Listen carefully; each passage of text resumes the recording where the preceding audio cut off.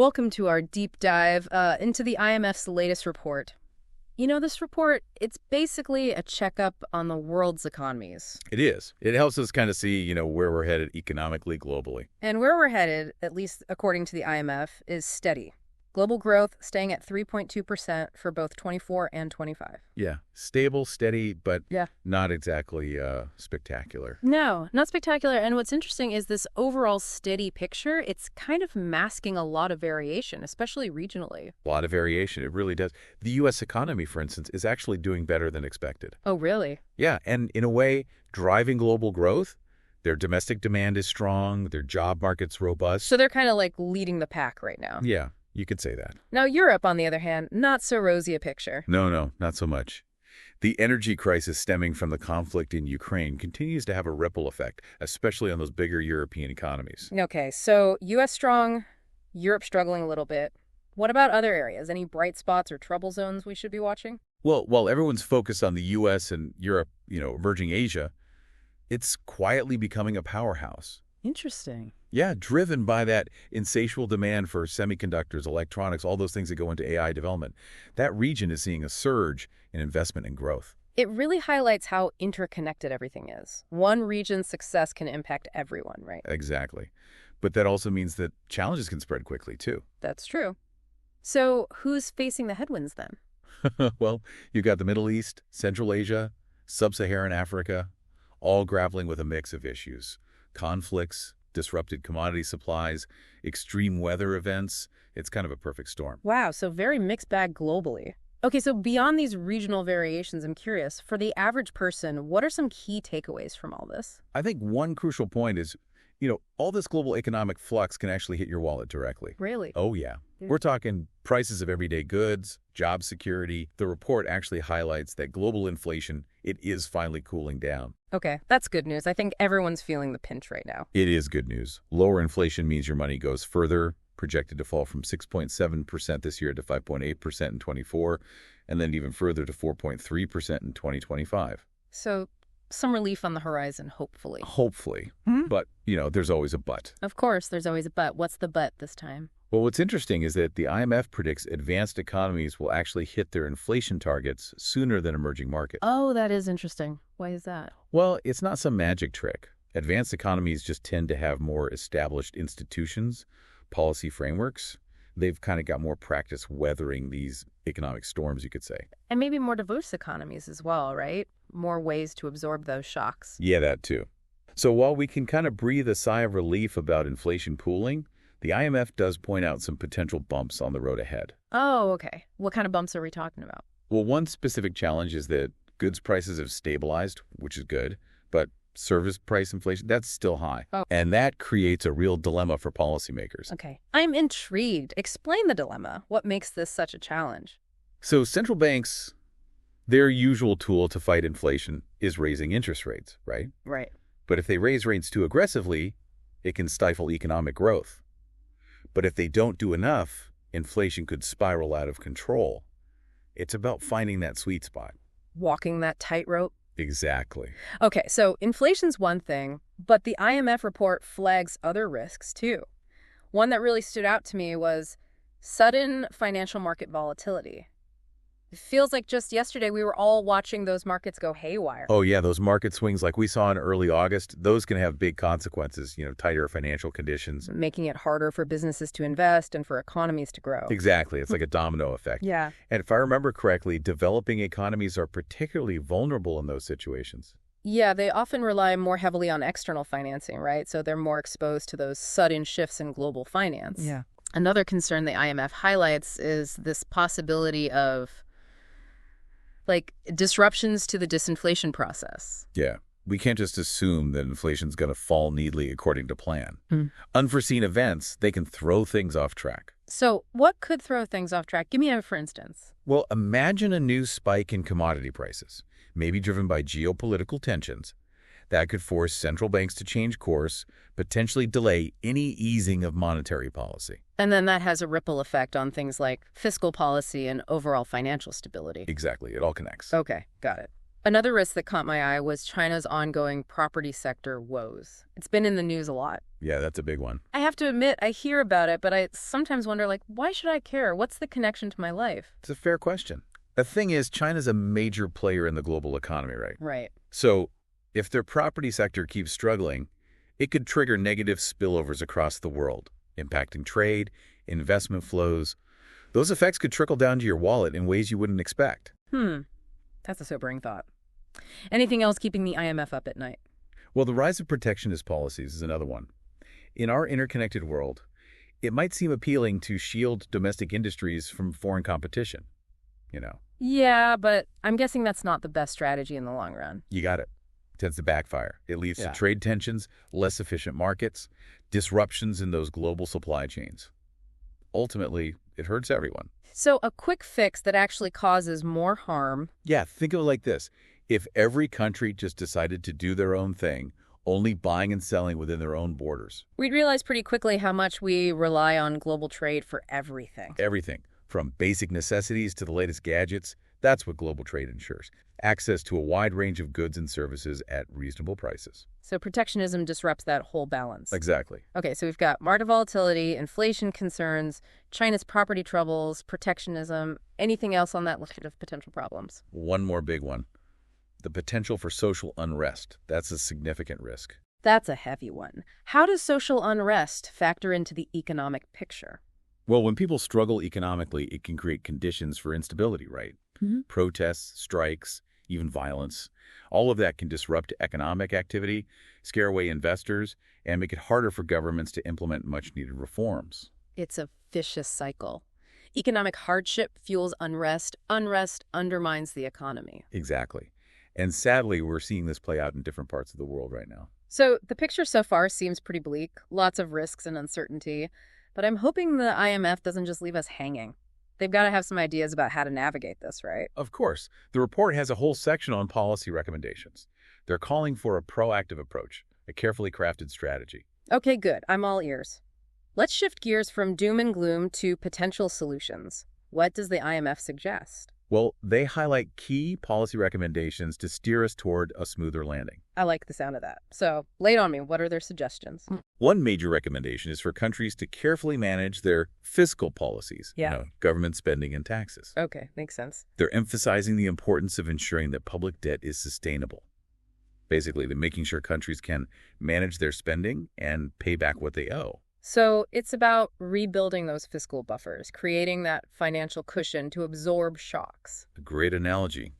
Of course, each country's got to tailor its approach based on its own situation. Right. No one-size-fits-all solution when it comes to economics. Exactly.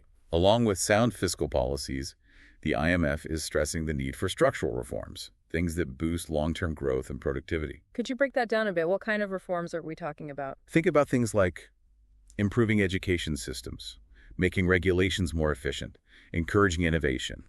Basically, it's about creating an environment where businesses can thrive and people can reach their potential. So, building a strong foundation for the long haul? That's the idea. Mm-hmm. But here's the thing. These reforms, while necessary, can be difficult in the short term. Yeah, I can imagine, like, ripping off a Band-Aid. It hurts at first, but it's better in the long run. Exactly. And that's why the IMF emphasizes supporting those who might be negatively impacted by the changes. Right, finding that balance between long-term economic health and short-term social well-being. Absolutely. And to add another layer of complexity, they also stress the importance of multilateral cooperation, countries working together. That sounds like a no-brainer, especially in our interconnected world. You'd think so. But as we talked about earlier, there's a concerning trend of countries prioritizing their own interests over global cooperation. Which brings us back to that term we touched on earlier, geoeconomic fragmentation. Right. This fragmentation where countries turn inward instead of working together, it undermines the foundation of the global economy. Help me understand the real-world implications of that. How does this fragmentation affect everyday life? Well, for one, it can lead to higher prices for consumers. When countries put up trade barriers, global supply chains get disrupted. And that often means more expensive imported goods. So that new phone or that exotic fruit I like could suddenly become a luxury. Exactly. And it's not just consumer goods. Fragmentation can disrupt essential stuff too, like medicine and food, Yeah. leading to shortages, price hikes. So it's not just an economic issue, it has real humanitarian implications. Absolutely. Mm. And don't forget about businesses. When countries retreat from global trade, they limit their own access to new markets. They stifle their own growth. So fragmentation seems to hurt consumers, businesses, and global stability. Are there any potential upsides that the IMF mentions? Not really. Yeah. Some argue that it allows countries to become more self-sufficient. Right. But in reality, it often just makes the global economy less efficient, less prosperous. It's a lose-lose for everyone. Okay, so fragmentation's a bad idea. What can we do to reverse this trend? How do we get back on track with global cooperation? It requires commitment from world leaders to prioritize multilateralism, Hmm. strengthening those international institutions like the World Trade Organization. Rebuilding trust, finding common ground, even when there are disagreements. Exactly. It's about recognizing that we're all in this together. Global challenges need global solutions. That's a powerful message. And it leads us nicely to the IMF's specific recommendations for achieving that smooth landing we talked about amidst all this complexity. Yes, let's dive into those strategies. I'm ready when you are. So we've explored this whole set of challenges facing the global economy, but as you mentioned, the IMF report doesn't just diagnose the problems, right? They offer solutions too. Right, they do. They're not saying we should just brace for impact. They're calling for action, a proactive approach. And one thing that really struck me in the report was this emphasis on the social acceptability of reforms. They mention it multiple times. Why is that so crucial? Well, it comes down to this. Yeah. Economic reforms, they're often necessary for long-term growth, right? Right. But they can cause disruptions in the short term. People's lives get affected. And if those changes aren't handled carefully, it can lead to pushback, resistance. People might even undermine the very reforms that were meant to help them. So it's not just about designing good economic policies, it's about making sure people actually accept and support those changes. Exactly. You got to think about how those policies will be received, how they'll impact different parts of society. The social and political side of economics, it's just as important as the numbers. If people feel like they're being left behind or that only a few are benefiting, they're not going to be on board. Exactly. It's about bringing people along, making sure everyone benefits from growth, and that those who might be negatively impacted, they're supported. Creating a more inclusive system. Exactly. The IMF, they emphasize things like social safety nets, good education and training programs, investments in healthcare and infrastructure. Those things help cushion the blow of economic disruption and make sure everyone has a chance to benefit in the long run. It's about creating a more level playing field. Yeah. That ties in nicely with another theme the report highlights. Strong, multilateral cooperation. Yeah, definitely. The IMF, they keep stressing that in our globalized world, we can't just solve problems on our own. Countries need to work together, coordinate policies, share the responsibility for tackling these challenges. Makes sense. Which brings us back to that term we mentioned before, geoeconomic fragmentation. Sounds technical, but I bet it has real-world consequences. Oh, it definitely does. Mhm. It's basically a trend where countries put their own interest above global cooperation. So instead of teamwork, it's every country for themselves. Kinda, yeah. Yeah. We see it in things like protectionist trade policies, restrictions on foreign investment, these exclusive economic blocks forming. It's like we're undoing all that interconnectedness that has fueled global growth for decades. And the IMF seems worried about this. Why are they sounding the alarm on fragmentation? What are the potential downsides? Well, for starters, it can lead to higher prices for everyday people. When countries put up those trade barriers, the flow of goods and services gets messed up. And that usually means pricier imports, which affects everything from groceries to electronics. So that new phone I've been wanting could become a lot more expensive. Exactly. And it's not just consumer goods, remember. Essential stuff like medicine and food, those can be affected too. We could see shortages, price spikes. It's not just economics anymore. It becomes a humanitarian issue. Right. The stakes are high. What about businesses? How does this affect them? Businesses, they get hit too. When countries pull back from global trade, those businesses lose access to new markets. Their growth potential gets stifled. So it's a triple whammy. Consumers, businesses, and global stability all negatively impacted. Are there any benefits to fragmentation that the IMF report mentions? Some argue that it helps countries become more self-sufficient, rely less on others. Right. But the IMF's analysis suggests that it mainly leads to a less efficient, less prosperous global economy. Yeah. Everyone loses out in the end. So fragmentation's a bad path. What's the solution then? How do we get back to that global cooperation model? It takes commitment from world leaders. They need to prioritize multilateralism, strengthen international institutions like the World Trade Organization. It's about rebuilding trust, finding common ground, even when countries disagree on things. Exactly. It's recognizing that we're all connected. Global challenges need global solutions. That's a powerful message. And it leads us to the IMF's specific recommendations for achieving a smooth landing in this complex economic landscape. Yes, let's delve into those specific strategies. Okay, I'm all ears. What's their roadmap for navigating these choppy waters? Well, they highlight three main areas of focus: stability and sustainability, structural reforms, and, as we've been discussing, strengthening that multilateral cooperation. It's a multi-pronged approach. So let's unpack those, starting with stability and sustainability. What does that actually entail? When it comes to stability, it's about prudent fiscal management, making sure public debt is manageable, rebuilding those fiscal buffers, those rainy day funds for countries. So responsible budgeting on a national scale. Yeah, exactly. Making sure governments live within their means and can handle unexpected economic shocks. The report really emphasizes that sound fiscal policies, they're the foundation for a stable and resilient economy. It's like having a solid financial plan for your household, but for a whole country. That's a great way to put it. And alongside that, fiscal prudence, sustainability is key, especially with climate change being such a big factor now. Yeah, we hear a lot about the green transition. How does that fit into the IMF's recommendations? Well, the IMF, they see the green transition as both an environmental necessity and an economic opportunity. Investing in renewable energy, reducing carbon emissions, adapting to climate change, these things can create jobs, drive innovation, and lead to a more sustainable and resilient global economy. So it's not a choice between economic growth and protecting the environment. They can work together. Exactly. The IMF sees the green transition as a key driver for future economic growth, and they're urging policymakers to prioritize policies that support this transition. That makes a lot of sense. Yeah. Okay, so we've got stability and sustainability. What about that second pillar, the structural reforms? Right, remember, these reforms are all about changing the underlying structure of an economy to boost long-term growth and productivity. We're talking about improving education, fostering innovation, streamlining regulations, anything that can make an economy more efficient and productive. So creating the right conditions for businesses and people to thrive. Exactly. The IMF argues that these types of reforms are essential for unlocking long-term economic growth and improving living standards.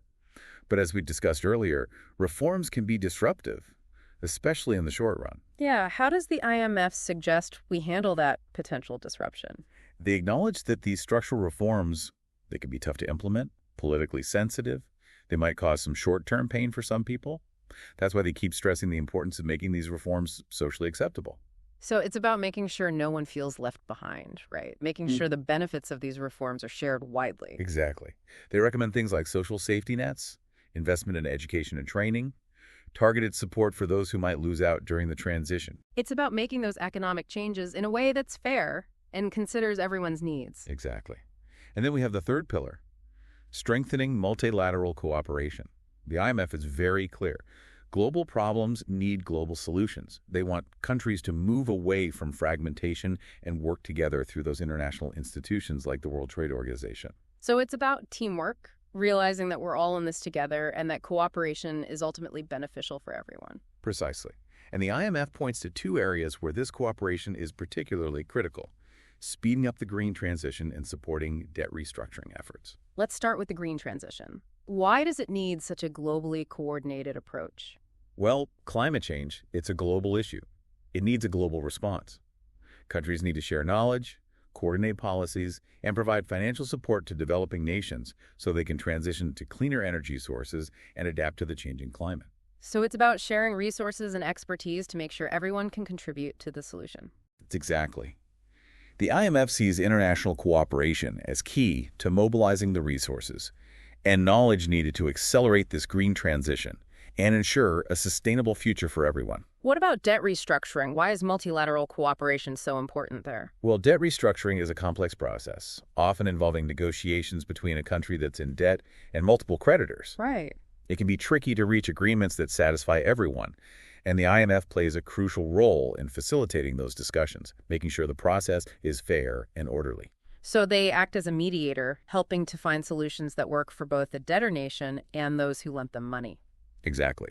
The IMF emphasizes that this whole process should be collaborative and constructive, with the goal of finding sustainable solutions that help countries get back on their feet financially and avoid a full-blown debt crisis. So it's about striking a balance, helping those in need, while keeping the global financial system stable. Exactly. And this is another area where the IMF is advocating for that collaborative approach. They're pointing out that a debt crisis in one country can have ripple effects throughout the global economy, affecting everyone. It's another reminder that we're all interconnected and that working together is in everyone's best interest. That's a great summary of the IMF's message. They're urging policymakers to think beyond their own borders and prioritize policies that create a more stable, sustainable, and equitable global economy. It's a big picture view, and it leads us to those specific actions that countries can take to implement the IMF's roadmap.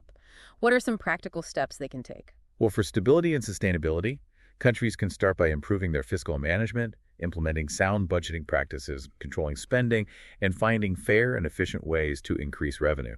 So it's about making sure governments are managing their finances responsibly, living within their means. Exactly. And for sustainability, they can implement policies that encourage investment in renewable energy, promote energy efficiency, and incentivize businesses and individuals to adopt sustainable practices. So create those incentives that nudge everyone towards a greener economy. That's the idea.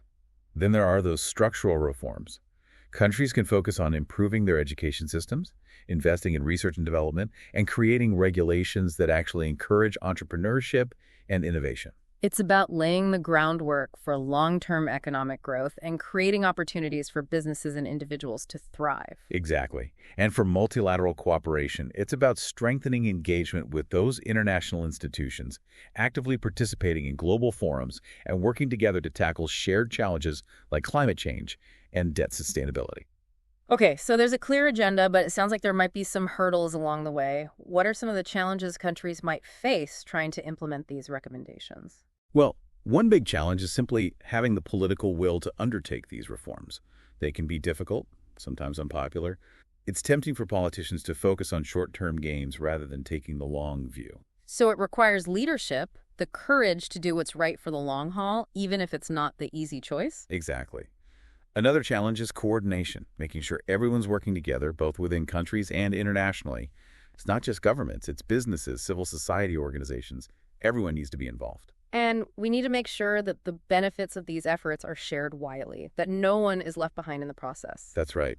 It's about creating a more inclusive and equitable global economy where everyone benefits from growth and progress.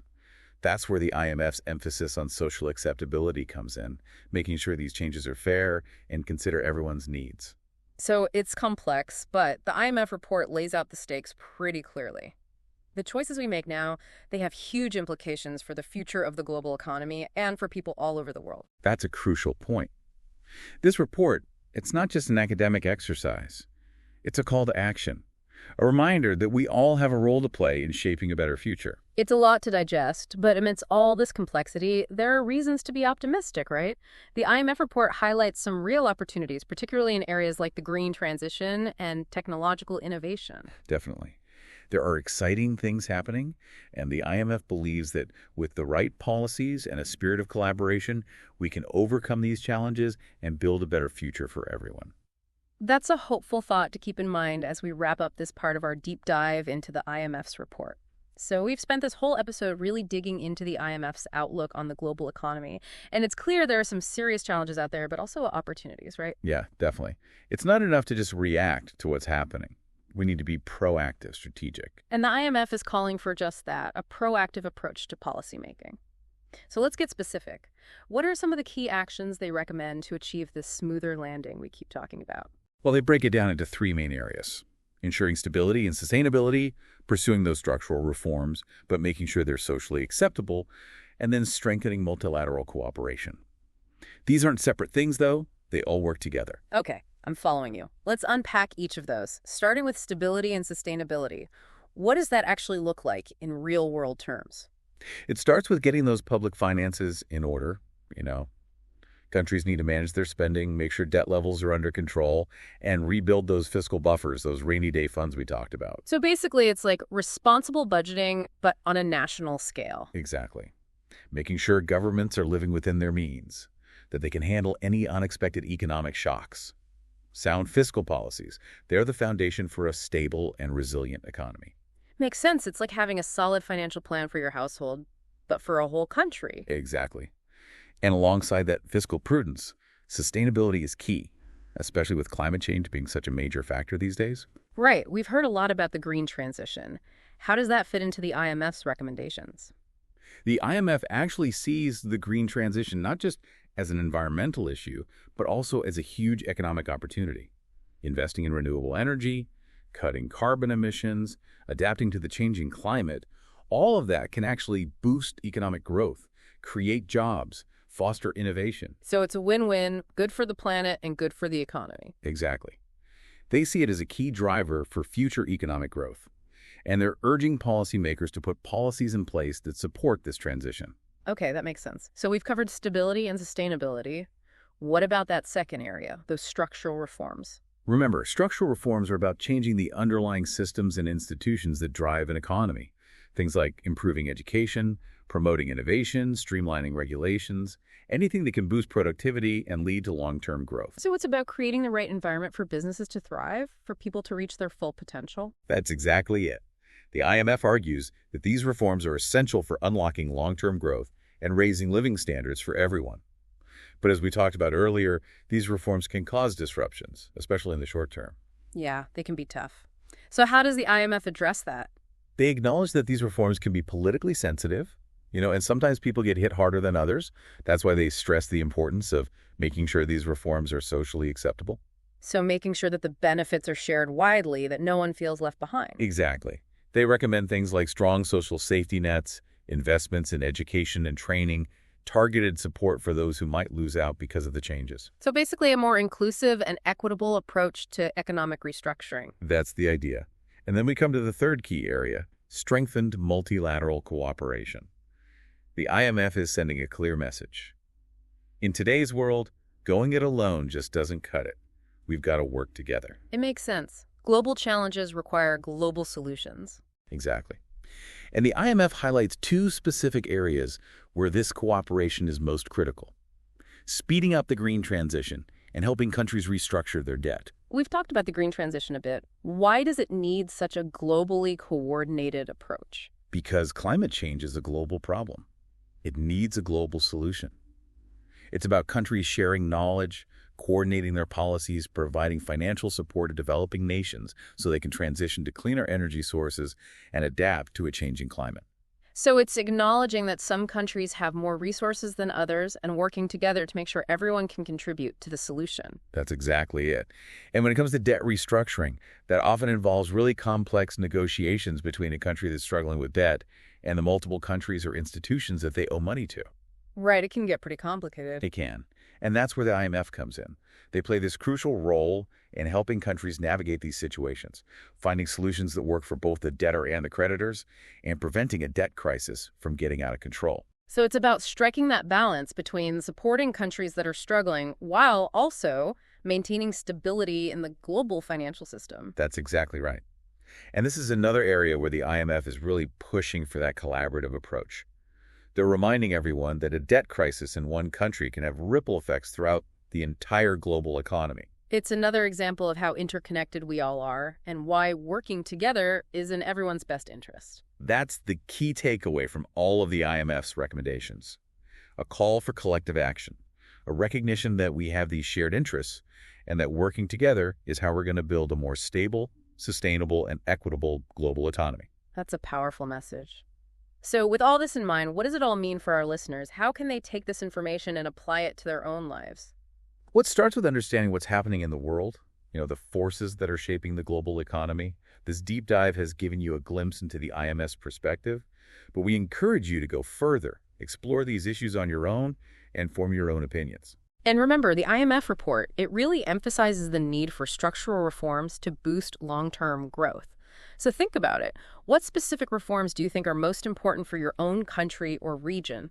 And how might those reforms affect your life? These are the questions we should all be asking ourselves. Exactly. Stay curious, stay informed, and keep exploring these important topics. That's how we all learn and grow. Well said. And on that note, I think we'll wrap up this deep dive into the IMF's latest report. We hope you found it informative and engaging. And as always, we encourage you to stay curious, stay informed, and keep exploring the world around you.